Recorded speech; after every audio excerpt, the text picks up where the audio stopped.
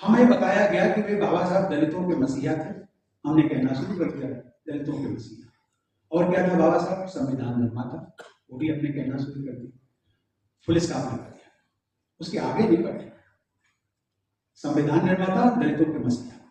और जब दलितों के मसीहा की बात करते हैं अर्थात आपने उनकी भूमिका को केवल दलितों तक सीमित कर दिया। तो क्या थे बाबा साहब?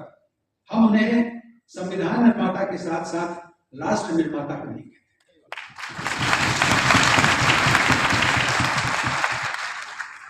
हम उन्हें दलितों के मसीहा के साथ साथ गरीबों और पिछड़ों या फिर भारतीयों का मसीहा क्यों नहीं कहते? हम उन्हें सामाजिक क्रांति का दूत क्यों नहीं कहते? हम उन्हें भारत का भाग्य विधाता क्यों नहीं कहते? आप लोगों ने सोचा होगा कि बाबा साहब ने एक मंत्र दिया था, शिक्षित बनो, संगठित रहो और संघर्ष करो। ये क्रम जो है वो क्रम ऐसा क्यों दिया? सीधे सीधे क्यों नहीं कर दिया कि संघर्ष करो? हमारा संविधान बाबा साहब के नेतृत्व में लिखा गया आधुनिक भारत का एक पवित्र ग्रंथ। पवित्र ग्रंथ से सही माने में मैं जब बिहार का राज्यपाल था तो मैं कहता था इसको संविधान के स्थान पर मैं कहता था मर्यादा ग्रंथ। आप कुछ भी करें, कुछ भी मतलब ऐसा नहीं कुछ भी करें, लेकिन आप अपनी अर्थव्यवस्था जो आपकी आजीविका है उसमें से अधिक से अधिक धन आप अपने बच्चों की उच्चतम और मॉडर्न एजुकेशन पर खर्च करें। सुझाव जो 75 वर्ष हम संविधान के पूरे होने पर करेंगे उसको भव्यता, दिव्यता और एक ग्रैंड शो के रूप में केपी चौधरी जी आपसे अनुरोध कर रहा हूं, आप मनाइए।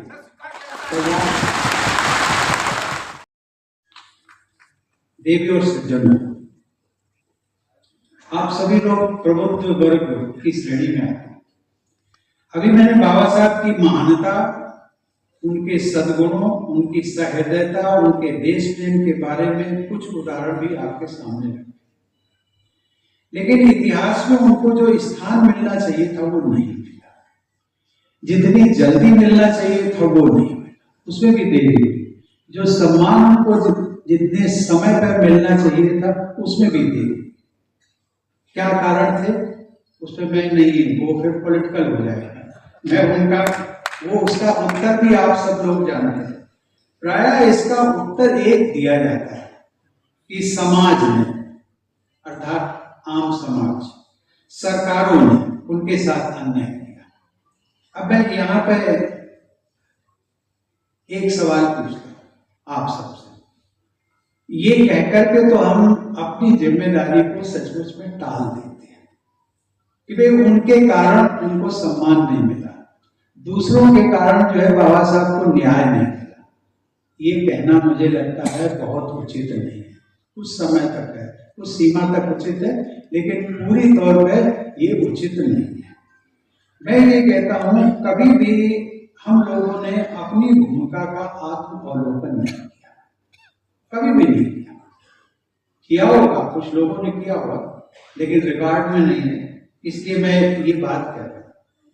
हम लोग क्या करते थे और अभी तक भी करते हैं, हमें बताया गया कि वे बाबा साहब दलितों के मसीहा थे। हमने कहना शुरू कर दिया दलितों के मसीहा। और क्या था बाबा साहब? संविधान निर्माता। वो भी हमने कहना शुरू कर दिया, फुल स्टॉप लगा दिया, उसके आगे नहीं बढ़े। संविधान निर्माता, दलितों के मसीहा। और जब दलितों के मसीहा की बात करते हैं अर्थात आपने उनकी भूमिका को केवल दलितों तक सीमित कर दिया। और ये जो मैंने उनके गुणों का बखान किया, जो उनकी सहृदयता का किया, उनकी देशभक्ति का किया, इससे क्या जाहिर है? क्या वो केवल दलितों के मसीहा थे? नहीं, इस पे हमें सोचना पड़ेगा। उन्होंने तो पूरे देश के लिए काम किया। कोई ऐसा यदि महिलाओं के उन्होंने प्रॉपर्टी राइट्स के लिए इतना बड़ा त्याग किया, मंत्रिमंडल से इस्तीफा दे दिया, तो क्या महिलाएं, सारी महिलाएं दलित थी क्या? तो सभी लोग ये सिंचाई और बिजली की परियोजनाओं से संबंधित उन्होंने इनिशिएटिव लिए, तो वो किसके लिए?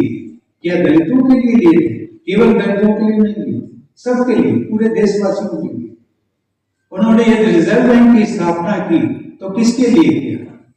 केवल दलितों के लिए नहीं, पूरे देश के लिए, पूरे सबके लिए।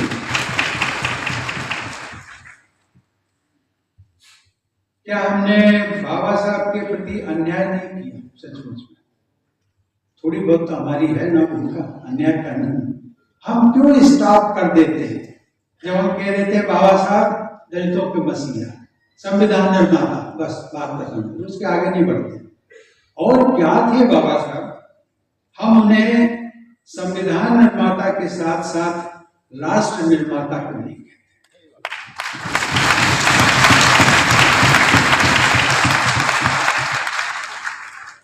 हम उन्हें दलितों के मसीहा के साथ साथ गरीबों और पिछड़ों या फिर भारतीयों का मसीहा क्यों नहीं? हम उन्हें सामाजिक क्रांति का दूत क्यों नहीं कहते? हम उन्हें भारत का भाग्य विधाता क्यों नहीं कहते? ये सवाल मैं आप सबसे पूछ रहा हूं। लोगों ने हमें भटकाया है। हमें अधिकारों और कर्तव्यों के प्रति सचेत रहना है। ये जरूरी है कि हम अच्छी शिक्षा हासिल करें, ऐसी शिक्षा जो हमें मानसिक रूप से परिपक्व बनाए। बाबा साहब ने इसी प्रकार की शिक्षा प्राप्त करने का पहला मंत्र दिया था कि शिक्षित बनो। कभी आप लोगों ने सोचा होगा, आप में हम भी शामिल हैं, कभी आप लोगों ने सोचा होगा कि बाबा साहब ने एक मंत्र दिया था, शिक्षित बनो, संगठित रहो और संघर्ष करो। ये क्रम जो है वो क्रम ऐसा क्यों दिया? सीधे सीधे क्यों नहीं कर दिया कि संघर्ष करो? ऐसा तो नहीं कहा। शिक्षा, और वो शिक्षा मॉडर्न एजुकेशन, वो शिक्षा जिससे कि हमारी समझदारी बढ़ती है। ऐसी शिक्षा नहीं कि हम BA, LLB, PhD सब कुछ हो गए, लेकिन सही मायने में जो हमारा विवेक का, जो बुद्धि का विकास होना चाहिए था वो नहीं हुआ। हम अपने भले और बुरे के बारे में नहीं सोच सकते हैं, समाज के बारे में नहीं सोच सकते हैं, देश के बारे में नहीं सोच सकते हैं, तो ऐसी शिक्षा किसी काम की नहीं।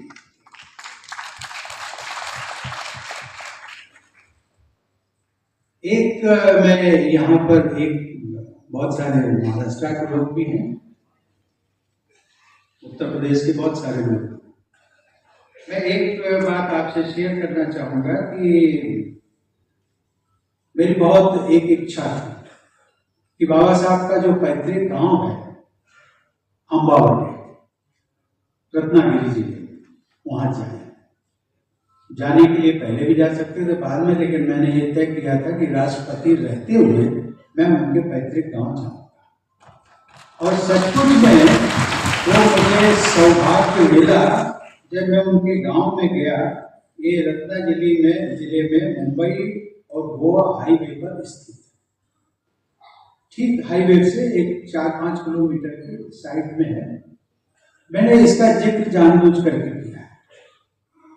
मैं चाहूंगा कि सही मायने में वो तीर्थ स्थल है। आप लोग जाते हैं, गोवा जाते हैं, मुंबई जाते हैं, परिवार के सहित जाते हैं। मुझे लगता है एक बार यदि आप तय कर लेंगे कि वे मुंबई जाना है, गोवा जाना है, तो इस स्थल पर भी बाबा साहब की जो पैतृक गांव उस पर भी हम चलेंगे और देखेंगे कि वाकई में क्या बाबा साहब ने क्या दुख तकलीफ कितनी सही है और क्या उनकी जीवन की जो दिनचर्या थी उसका हम एक अनुभव कर सकते हैं। देवी और सज्जनों, अद्भुत प्रतिभा, मानवता के प्रति करुणा और अहिंसा पर आधारित उनकी जीवन यात्रा व उपलब्धियों को देश से लेकर विश्व समुदाय तक में मान्यता दी। 2015 में डॉक्टर आम्बेडकर की 125वीं जन्म जयंती के उपलक्ष्य में 26 नवंबर को अधिकृत रूप से भारत सरकार ने संविधान दिवस के रूप में मनाने का फैसला किया। इसका श्रेय प्रधानमंत्री नरेंद्र मोदी को जाता है। सन 2016 में 100 से भी अधिक देशों के प्रतिनिधियों ने संयुक्त राष्ट्र संघ में अर्थात यूनाइटेड जनरल असेंबली में आयोजित बाबा साहब के 125वें जन्म जयंती समारोह में भागीदारी करते हुए मानवता के समग्र विकास में उनके बहुमूल्य योगदान को सराहा। अब इसी संदर्भ में मैंने चौधरी चरण सिंह जी की बात की। आज तक भी चौधरी चरण सिंह जी के जो वास्तविक उनका व्यक्तित्व था वो उभर करके नहीं आया, और मैं ये दावे के साथ कहता हूं उनमें भी यही है। आप सहमत होंगे जयंत जी, चौधरी साहब को केवल और केवल किसानों का मसीहा, उससे बस फुल स्टॉप लगा देते, उससे आगे नहीं बढ़ते।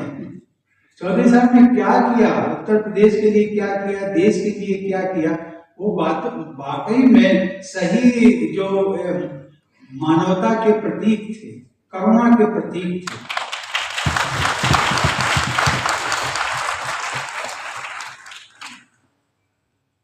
उन्होंने ग्रामीण अर्थव्यवस्था को एक नया रूप दिया। देश हमारा पूरा देश जो है वो गांव में ही तो बसता है। चौधरी चरण सिंह जी ने एक ग्रामीण अर्थव्यवस्था में एक नया आयाम दिया। उसकी कोई बात नहीं करता, कोई नहीं करता, मैं सही हूं ना? केवल और केवल किसानों के मसले, और वो भी कब करते हैं, बार बार नहीं करते, जब उनकी जन्म जयंती मनाई जाती है तभी लोग करते हैं, वहीं स्टाफ करते हैं।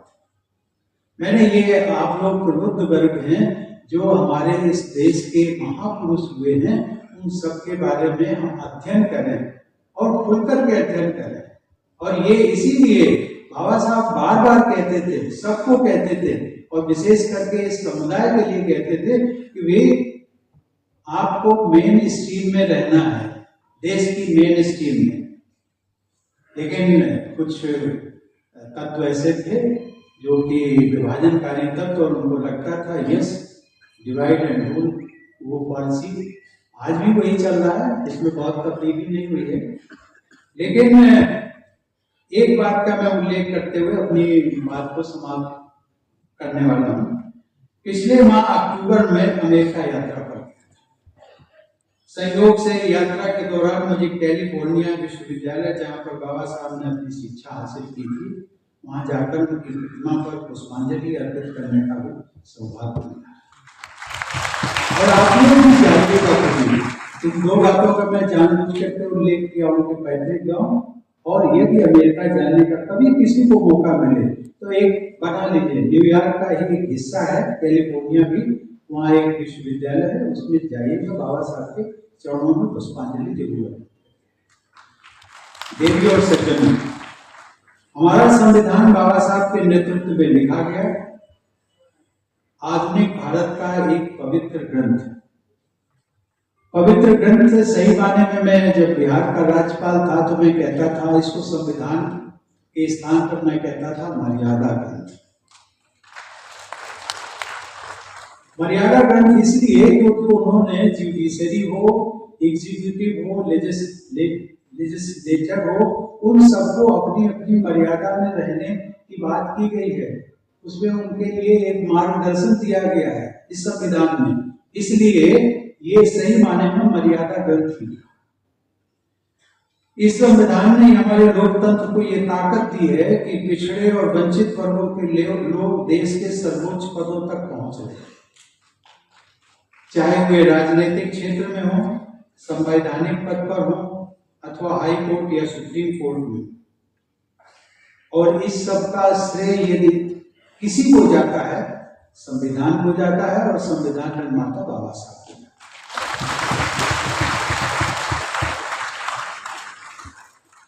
ये भारतीय समाज को सुधारने के बाबा साहब के प्रयासों का ही परिणाम है कि आज इन वर्गों के लोग आधुनिक भारत के निर्माण में अपना महत्वपूर्ण योगदान देते हैं।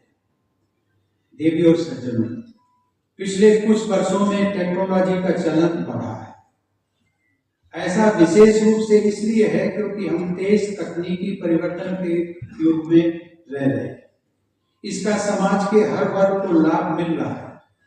डिजिटल टेक्नोलॉजी द्वारा financial inclusion and direct benefit transfer एक ऐसा उदाहरण है जहां टेक्नोलॉजी ने जन कल्याण की योजनाओं में करप्शन, डाइवर्जन और लीकेज को रोककर सामाजिक न्याय को और भी सक्षम करने में मदद की है। आधुनिक टेक्नोलॉजी ने हमारे सामने एक चुनौती भी, वो ये है कि तकनीकी प्रगति ने एक डिजिटल डिवाइड को जन्म दिया, जहां समाज में गरीब, अनुसूचित जाति, आदिवासी और पिछड़े लोगों के पास टेक्नोलॉजी की पहुंच बहुत कम है। ये डिजिटल डिवाइड समाज में मौजूदा असमानताओं को और बढ़ा सकता है, क्योंकि टेक्नोलॉजी तक पहुंच के अभाव में लोग नए आधुनिक शैक्षिक व आर्थिक अवसरों से वंचित होते जा रहे हैं एवं नए अवसरों का उपयुक्त लाभ नहीं उठा पाते। लेकिन ये एक वैश्विक समस्या है। हम सबको इसी डिजिटल टेक्नोलॉजी के युग में जीना है, इसी टेक्नोलॉजी के युग में मरना है। अच्छा होगा कि हम बाबा साहब के दिए गए मंत्र, जिसमें कहा गया था शिक्षित बनो, संगठित रहो, संघर्ष करो का नई ऊर्जा के साथ पालन करते हुए हम आधुनिक शिक्षा पर जोर दें, नहीं तो विकास की दौड़ में हम और भी पिछड़ जाएंगे। ये सच है। यदि हमने अपने बच्चों पर, मैं पूरे देशवासियों के लिए कहता हूँ, खास करके जो ग्रामीण इलाकों में रहते हैं, आप कुछ भी करें, कुछ भी मतलब ऐसा नहीं कुछ भी करें, लेकिन आप अपनी अर्थव्यवस्था, जो आपकी आजीविका है, उसमें से अधिक से अधिक धन आप अपने बच्चों की उच्चतम और मॉडर्न एजुकेशन पर खर्च करें। आज यदि आपको टेक्नोलॉजी पर नहीं है, लगता है कि नहीं इससे कुछ फर्क नहीं पड़ता, आप ट्रैवल करके देखिए, इंडिया में ट्रैवल करके देखिए, बाहर जाइए, बहुत दिक्कतें आती हैं यदि आपको टेक्नोलॉजी से आप अनभिज्ञ हैं। और ये चीजें अभी जो मॉडर्न युग में और भी चीजें आती रहेंगी, हमारे जीवन में आएंगी, उसमें हम और भी पिछड़ जाएंगे। 26 नवंबर 2024 अगला वर्ष, उसकी भी मैं थोड़ी सी बात करूंगा। अब से ठीक 12 महीने बाद संविधान को अपनाने की 75वीं वर्षगांठ। ये चिंताजनक भी है और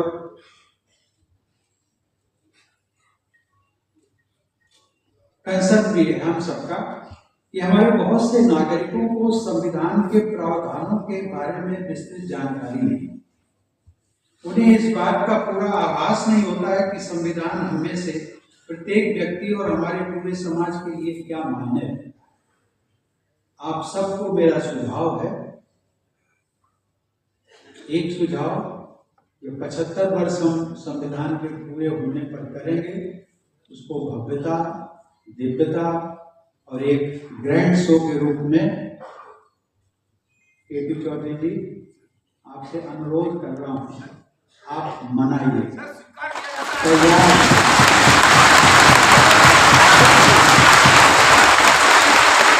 कोई जरूरी नहीं है कि इस बंद विज्ञान भवन के ऑडिटोरियम में करें, कहीं ओपन में करें, लेकिन वो वर्ष भर करते रहे, अच्छा होगा। शुरुआत यहाँ से कर सकते हैं, कहीं से भी कर सकते हैं, लेकिन पहल यदि आपका संस्थान करेगा तो सबको प्रसन्नता। आप सबको एक मेरा दूसरा सुझाव भी है, इसमें भी पहल है कि संविधान के जो प्रमुख प्रावधानों की जानकारी समाज तक कैसे पहुंचे, इस पर विचार करें और पहल करें। आप सबकी ये पहल सचमुच में बाबा साहब के प्रति एक व्यवहारिक और सकारात्मक श्रद्धांजलि और कृतज्ञता होगी। धन्यवाद। जय हिंद।